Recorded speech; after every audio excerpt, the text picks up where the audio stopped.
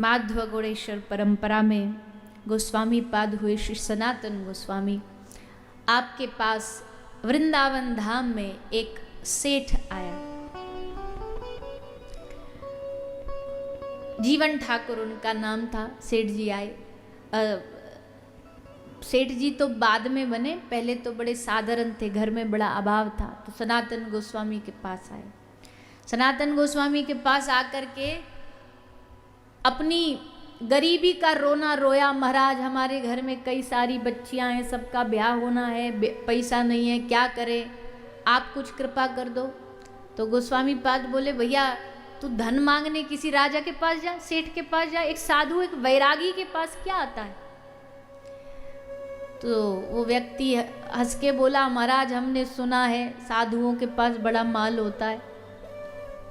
ऐसा लोगों को लगता है कि भाई साधुओं के पास बड़ा धन होता है, बड़ा ये होता है। तो बोले, महाराज आपके पास तो कुछ तो होगा।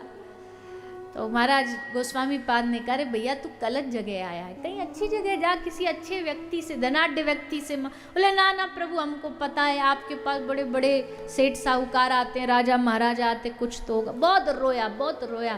तो गोस्वामी पाद ने कहा, अच्छा ठीक है, एक काम कर, वो सामने झाड़ियाँ देख रहा है? बोला, हाँ जी। उस झाड़ी में पत्थर पड़ा है, चमकीला पत्थर, और वो पत्थर क्या है? वो पत्थर है पारसमणि।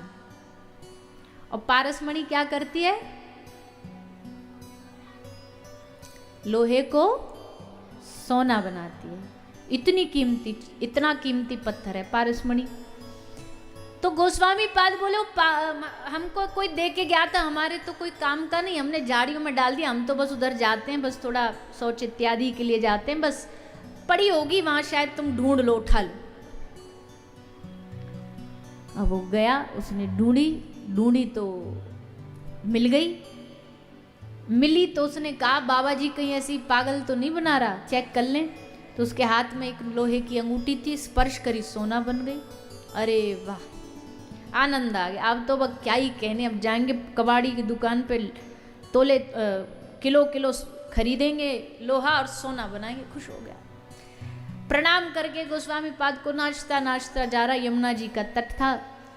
अब जाते जाते कहते ना, भगवान को जब अपना बनाना हो तो कैसे ना कैसे कृपा करते। तो मन में आया कि अरे इतनी कीमती चीज, इतना कीमती मणि पत्थर, कोई तिजोरी नहीं, कोई कहीं रखना नहीं, और इन्होंने झाड़ियों में फेंक दिया। बोलते हम तो वहां शौच इत्यादि के लिए जाते हैं, हमारे किसी काम के नहीं, तुम ले जाओ। इसका मतलब समझते हो? इसका मतलब है ये बाबा जी के पास इससे भी और कीमती चीज कुछ छुपा है। जब मांगा ही है तो क्यों ना वही लेके आए जो इससे भी कीमती चीज हो। तो लौट आया, उल्टा गया हुआ लौट आया, और आकर के गोस्वामी पाद के चरणों में बोला, महाराज जी इतनी कीमती चीज आपने फेंक रखी है, मतलब इससे कीमती कुछ है, वो दे दो हमें।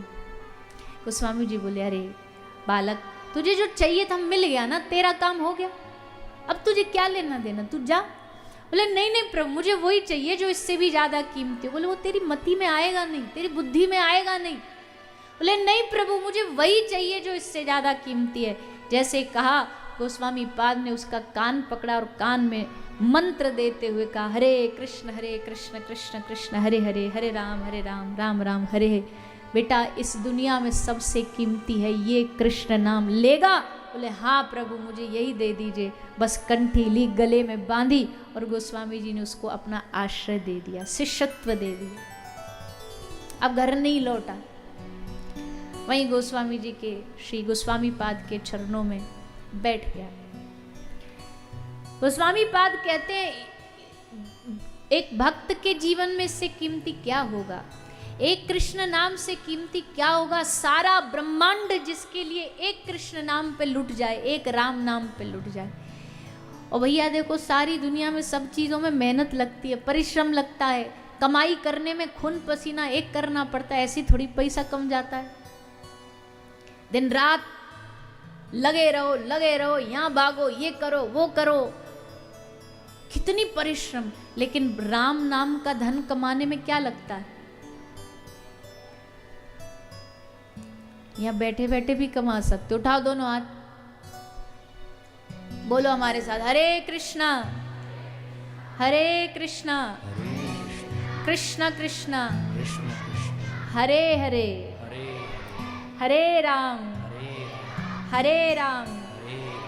राम राम हरे हरे।